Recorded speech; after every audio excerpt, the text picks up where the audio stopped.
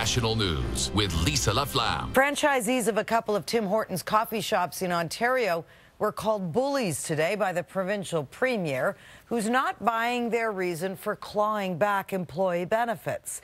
The owners, who happen to be related to Tim Horton himself, say the changes were triggered by the rise in the minimum wage. John Ehrlichman with the latest Flashpoint. At this Tim Hortons in Cobourg, Ontario, regulars were surprised to hear staff would be paying the price for a higher minimum wage. You know, it's too bad because the people on the counters are the ones taking the heat.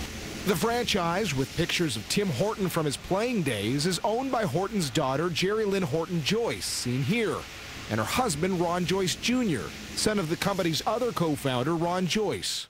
Employees were told in a letter that due to the big jump in Ontario's minimum wage, many benefits would be cut and that paid breaks were going away too.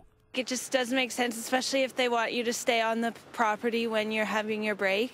On January 1st, Ontario's minimum wage shot up from $11.60 an hour to $14, a pay hike of 21%.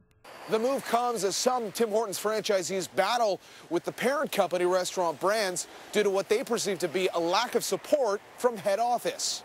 A common complaint, for example, has been the price franchises pay the parent company for supplies like coffee. And when it comes to wages, it's up to Tim Hortons franchises to figure out the pay problem.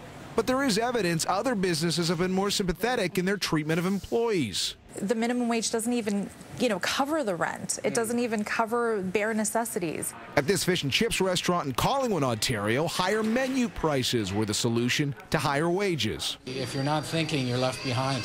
Ontario Premier Kathleen Wynne called the Tim Hortons franchise's move the act of a bully.